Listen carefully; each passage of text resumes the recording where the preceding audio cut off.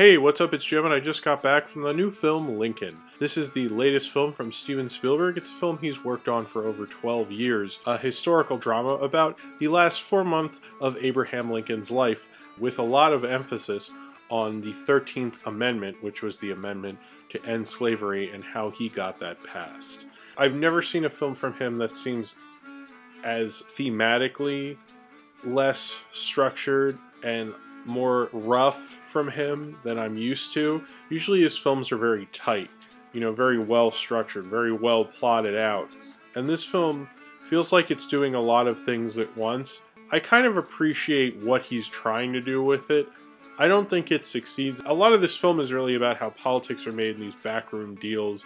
These meetings with politicians really shape the rules, not on the battlefield. That's very interesting, and I think it's an interesting way to do a Lincoln film, but as interesting as it is, this film doesn't entirely want to focus on that, because it's about the last 4 months of his life, yes, but it's also about the 13th Amendment, and it almost feels like it should have picked one or the other, because all the things with his family sometimes feel a little underdeveloped.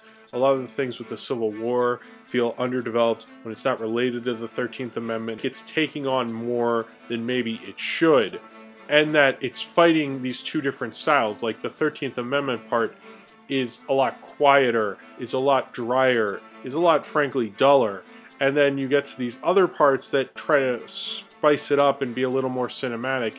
And it's almost like they don't gel entirely well. Certain parts will be cinematic and it'll spice it up. But then Daniel Day-Lewis and David Stratham are having yet another argument in a back room somewhere for a while. Some parts feel almost like a play, the parts where it's just them talking about politics, and I don't mind that. I actually think it reflects, like, Spielberg is incredibly well versed in film history, and I'm sure he knows that when film started it had more of a tradition in theater, and this kind of harkens back to that quite a lot, and I like that. But at the same time, he's doing this a little too dry, so it's like trying to be realistic at the same time as doing this theater tradition.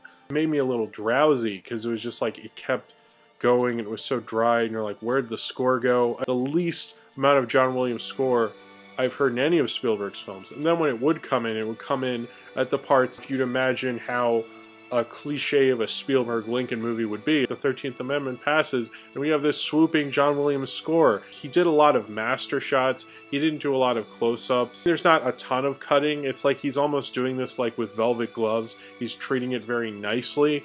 I wish maybe he had been a little more aggressive. I understand it's Lincoln, but at the same time, it's Lincoln. Like, make an awesome Lincoln movie.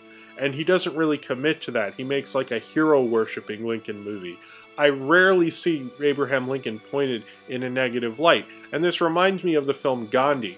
I like Gandhi's a great guy. Lincoln's a great guy. They're both great men, but the problem with making a film about either of them is they're so larger than life. They're so looked at in this eye of perfection. It happened in Gandhi and in Lincoln, is that you have Lincoln doing something great or Gandhi doing something great, and then you have someone going like, man, isn't that guy Lincoln? He's so awesome. Oh, that Gandhi, he's a great guy. They were just hitting me over the head with that. This film tried to inject as much humor as it could, which I thought it was very good at doing that. In particular, they have these chief negotiators to help the 13th Amendment pass, played by Tim Blake Nelson, James Spader, who James Spader was really great. I didn't know James Spader was in this. And then John Hawkes. James Spader was like born to play that kind of role. I mean, you have three great character actors all together. This is probably one of the best ensemble casts, just in terms of who he got to be in this film, that I've seen this year or any year. Sally Field as Mary Todd Lincoln was great, and she was great at how they portrayed her insanity, which sometimes she was more than this crazy first lady, but they didn't really show her not being crazy too much. I mean, they show her kind of being a human being, but they don't really try to conflict it too much. Tommy Lee Jones did a really great, determined performance. Ultimately, I felt like he was very much Tommy Lee Jones. And then when he has to do a big soliloquy in a scene, his usual sassiness and being very loud and boisterous, and then, calming down and being quiet. He's really good at doing a range of emotions in one scene.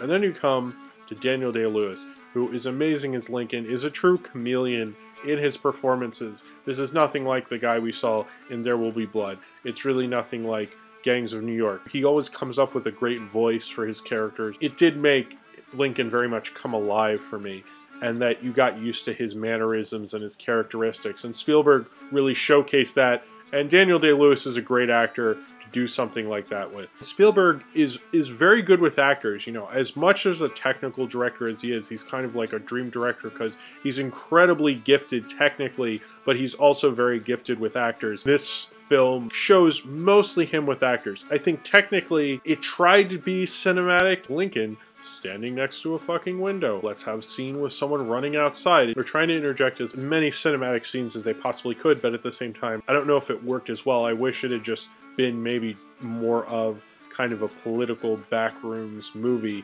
and cut out the things with his kids.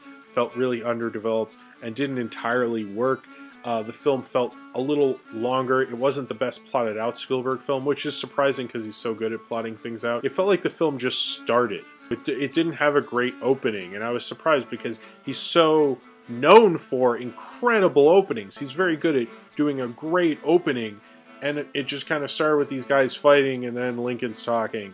And I was kind of a little surprised how anticlimactic the beginning was. I expected a little more from the beginning from Spielberg. We have this Spielberg standard almost, and he just kind of starts it. I understand he's trying to be more serious, but it felt like he was overdoing it with his seriousness in this film. I wish maybe, as much as he interjects comedy and tries to displace that seriousness, he's being too serious. I read a thing about that he didn't wear his normal stuff on set. He wore a suit when he made this film, so he felt more at home with the actors. But that almost feels like the way he directed this. It feels like he's wearing a suit. He wants to be more than this sci-fi action blockbuster director, but it's almost like he's fighting himself too much. This and War Horse feel too much like, you know, I'm Mr. Serious Spielberg, now listen up, listen to this amazing tale. And I never felt that way with his other films, because he's more known for bringing you with him, you know, really coddling the audience and getting you on his side. And this film, the way it opens is just like, we're opening, and you better deal with it.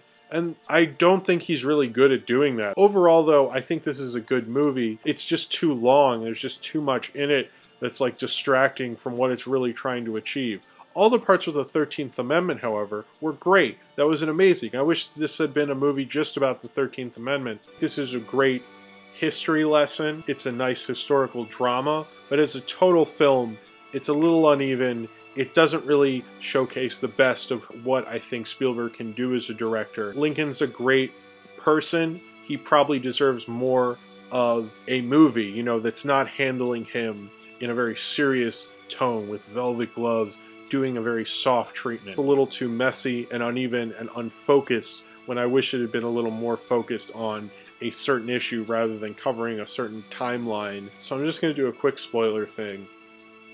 This isn't really a spoiler because I think you all know how Lincoln kind of ends. But it is, so if you don't want it ruined, this isn't a big one, but you know, if you don't want it ruined, stop watching. I did a long enough review, so you should be cool.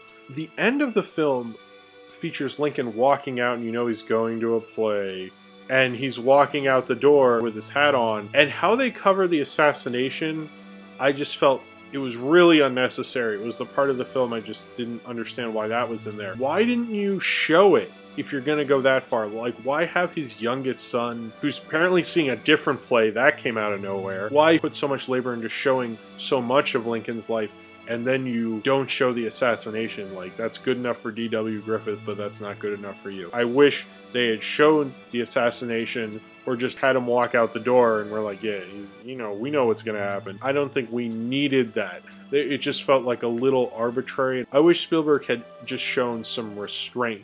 You know, it felt like he was restraining his style, but he wasn't restraining what he was going to tell of Lincoln's life. So if you have seen Lincoln and you would like to talk about it, then comment below in the comments and subscribe if you would like to.